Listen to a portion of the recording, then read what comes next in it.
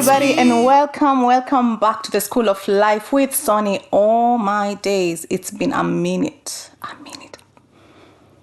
Yeah, it's been so long, but I'm so excited that I'm here and you are there. And as always, I love to ask you, why go through your own experiences if you can learn from other people's experiences?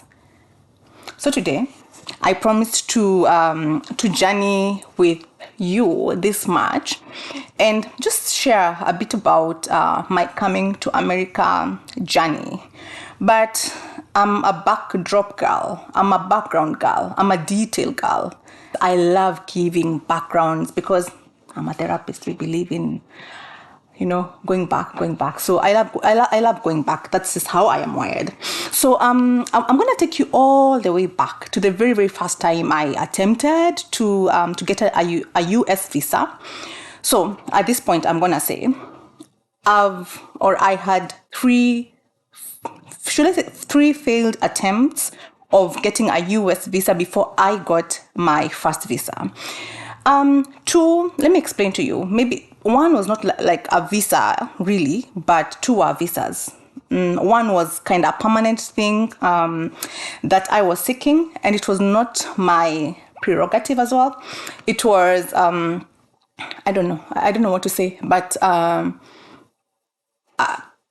had just cleared school, and I had a foster mom, and I was getting endorsed into their green card, which did not work out. And that's the first time I went to the American embassy.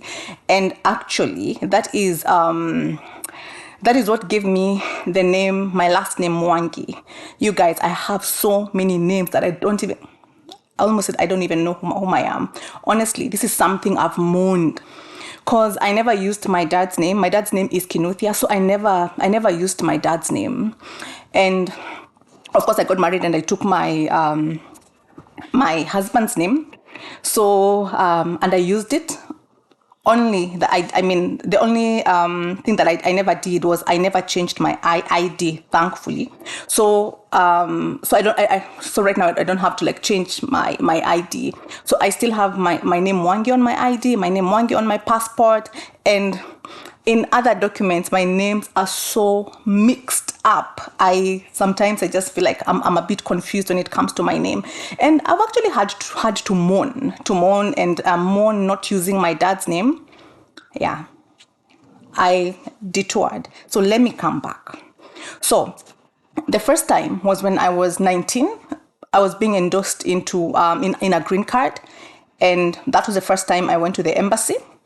The second time was in 2008. I went to the embassy after I had done my book on Scars Become Stars. And someone was like, hey, I think you can actually do good sales in America. If you go to America and you give talks, you can do well. And this person opened my eyes up, because I had not thought of going to America.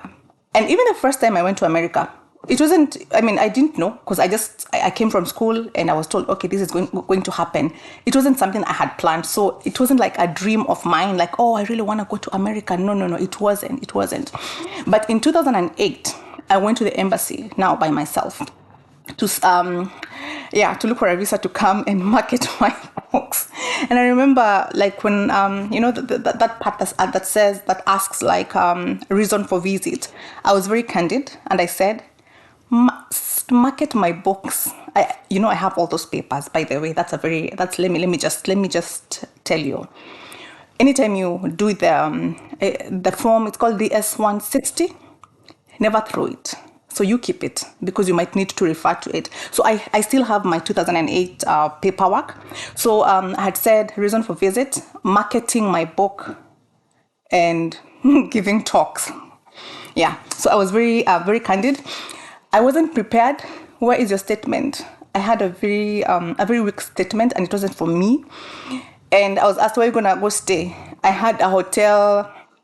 I had a hotel invoice or whatever, but I didn't have sufficient funds. So of course I was denied. Then I was told, or from the paper, I think it was a yellow paper, I was told you can what is it called? I don't know. It's not contest. What is it called? I don't know. You understand? Like you can, within 14 days, you can come back and, what is it called? Contest. Let me just say contest. You can come back within 14 days and contest this. If you think that you have more reasons, And I was like, I'm an Islando, and I'm like, my money is not going to go to waste. I have to come back and convince you that, hey, I actually need to go to America. So I went back after maybe within 12 days before my 14 days were over. So I booked another appointment, and with the same fee. And I went back, and of course I wasn't prepared. And this time, I had sought a letter, and someone had given me a letter, and they said, I'm gonna host her, but I'm not hosting her because I won't be there.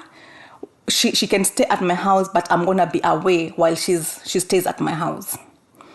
And by the time I was going to the embassy, I knew this is a bummer. Like, I mean, someone has said, and now that I'm in America, I understand. Like, how do you even say that you're not gonna be there when I'm in your house? And how am I gonna get transport? How am I going to, how?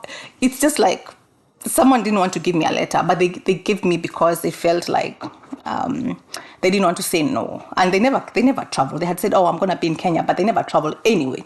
So that's how I didn't get my visa. So I went and I was told a second no. So it was within 14 days I missed like the 2 visas.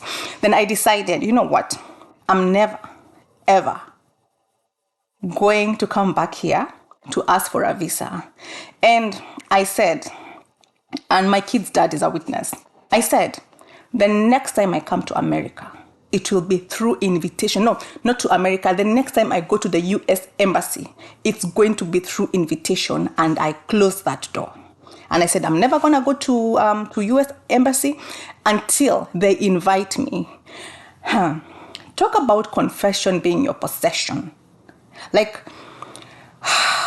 the words of our mouths are very, very powerful. Like, what you say is so, so, so powerful. Like, yeah, the world was created by the words of God. And we have the same authority. We have the same power. We take things for granted. But if we know how serious some things are, I would honestly say, amongst the spiritual gifts that God has given me, I feel like I know I have the gift of discernment. I feel like faith is one of my strengths. Can I say my spiritual strength? Faith is one of them, and I think mostly it's because I have not had a lot to depend on, and the only person that I've had to depend on is God. Probably it's been, I've been forced by life and forced by circumstances. Like, you have no one else to turn to, so it's just God. So this time I just said, I will never, ever, ever, ever go to the American embassy until the day they invite me. And true to that, I get an award in 2011. In 2011, I got an award, a humanitarian philanthropic award. And one of the things, or one of the gifts in that category was to tour the American embassy and meet the ambassador and all that. So in 2011, I go to the embassy through an invitation. I have they call me. They had my a slot for my car, like, give us the number plates. This is a slot for your car. I mean, it was. I went in like a dignitary. So I got an invitation the first time in 2011, and in 2016. So after 2011, you guys, I used to go to the embassy so many times. I don't know, I got into their list of staff, so they would invite me for plays. By then, the embassy does a lot of activities. So I did so many things in there. Then something else that we did after going to the embassy, we were invited to the U.S. ambassador's house. Later we became very, very close with the U.S. ambassador's wife. She actually visited my house at one point. She visited my resource center for Scars to Stars. She took some girls from Scars to Stars and she mentored them. And I mean, it was just an amazing journey. So I went to I used to go to the Muthaiga house, I just didn't go to the embassy, but I started going to the Muthaiga house. And I mean, like, honestly, all I can say is confession is possession. If you can perceive it, you can receive it. You know, if you can perceive it. And sometimes you just say words and, can't you think of that? Wow. So we say words because when I said that, I'm not sure I knew what I was saying. And now as I think about it, I'm like, wow, what about the null and vain words that we say? If the words, if positive things can come to pass, if I said, I'm never going to come here until they invite me, and it happened, because God is a God of exceedingly abundantly above all you could ever think of or imagine. So when I'm thinking, I'm never going to come back to the embassy until I'm invited. I'm not only invited to the embassy, but I become a frequent visitor at the ambassador's house. I become friends with the ambassador's wife, and I'm just imagining how many things come to pass just because we said them. Oh my God, I'm going to have a headache today. Oh my God, I'm just thinking how many things come to pass just because we mentioned them. That is just a by the way.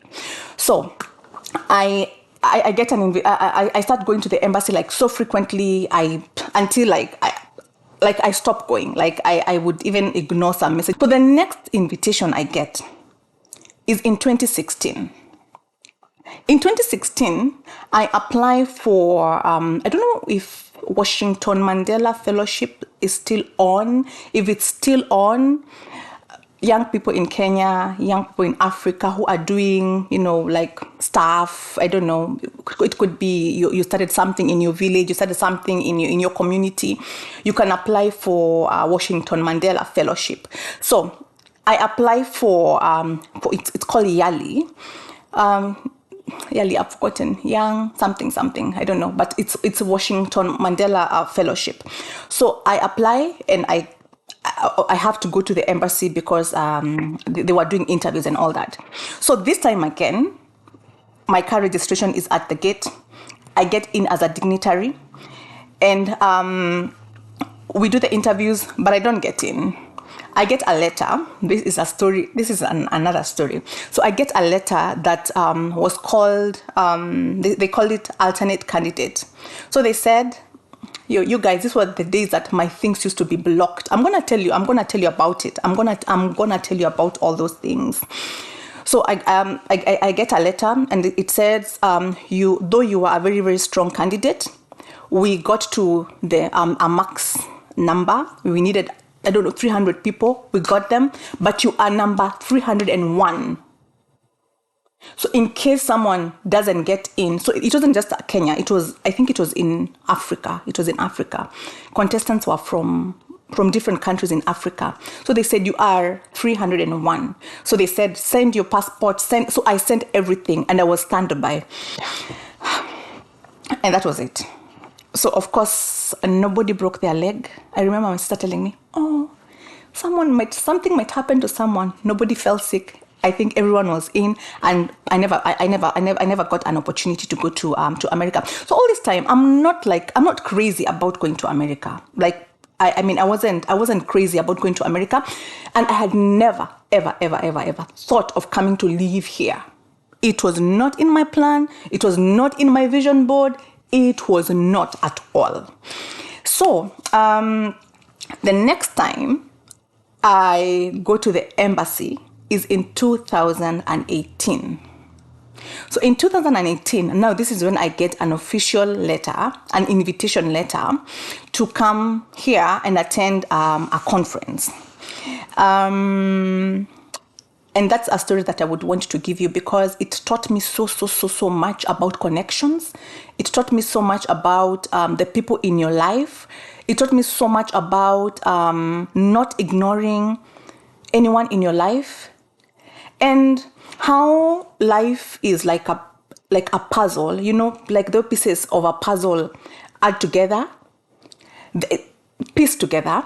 There is nothing that you do in this life that is vain. So I used to do a program at Aquinas High School, and while I was there, I used to volunteer because I loved speaking, and I used to go, and I had started with it was orphans. No, I started with like the whole school. So I would go to the assembly. I would give them like a short talk. Then I asked to start something for I didn't say young adults. Yeah, it's young adult orphans because they were like in high school. So I asked the school if I could have a club for orphans. And why I chose Aquinas is because I didn't need to use transport. I could just go there at 4 p.m. and do my thing. And wow, think of it. That is why I got my blessing. I'm going to tell you that in part 2. So that is how I got the blessing, or that was the door opener, not an open door, to my blessing today. So that was my door opener. That was the door opener to where I am today. Serve faithfully. I wasn't being paid. I was never given a coin, but all my days, wow, there is never serving God in vain. There's nothing that you do, there is nothing good that you do that has no reward. And there's nothing bad that you do that has no reward. So keep it locked. Let me come to part 2, and I'm going to tell you more. Check out. Our hearts beat to the city streets. We began to feel the fire. We rise like tall buildings as the chemicals, they take us higher. The night's young